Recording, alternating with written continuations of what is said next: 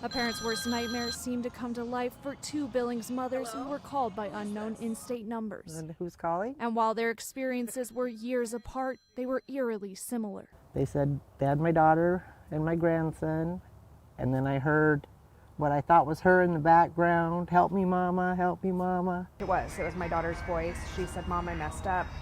I need your help," whatever it was, and then she was crying. The callers told the women that their children had been hurt, and that if they did everything that they were told to do, nothing else would happen to their loved ones. When you're in that kind of situation, I did kind of shut down.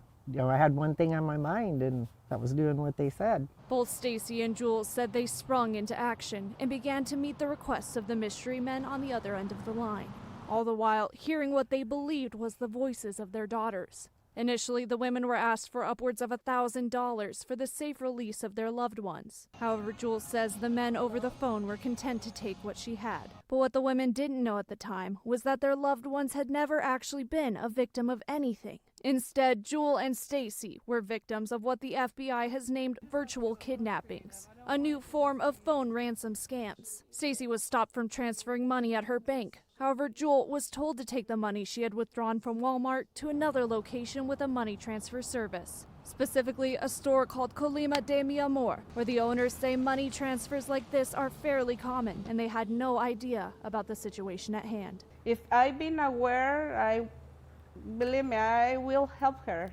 But for me, she was okay. And Iris, everything is correct? Yeah, it looks good, yeah.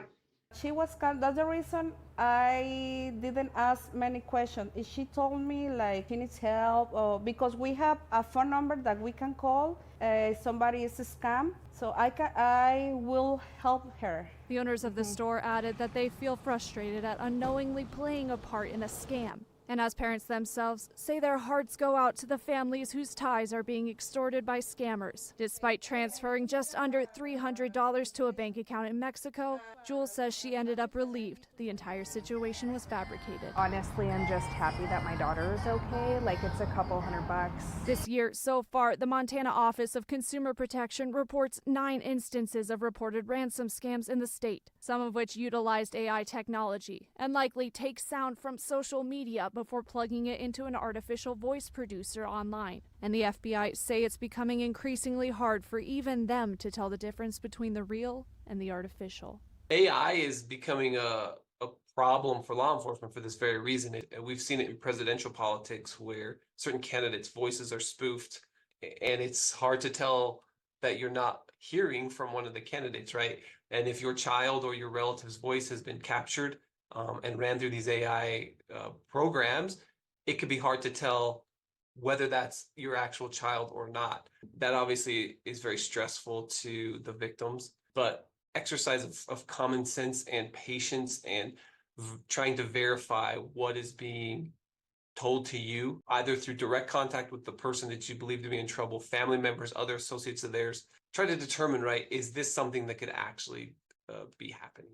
It is also highly encouraged to reach out to law enforcement with any suspicious activity. Special Agent Cox says that ransom scams and virtual kidnappings are historically unreported crimes. And both the Billings women observed this may be due to the embarrassment felt by those who have fallen prey to scams. But I never did report it. The only people that ever knew about it was my husband and my daughter. I felt really stupid. Honestly, I was embarrassed immediately. I didn't even know if I wanted to report it. But then I just thought, I never thought I was the type of person to believe this stuff. But with their voice, it's not about believing anything. It's your child in danger. Ren Wadsworth, Nonstop Local.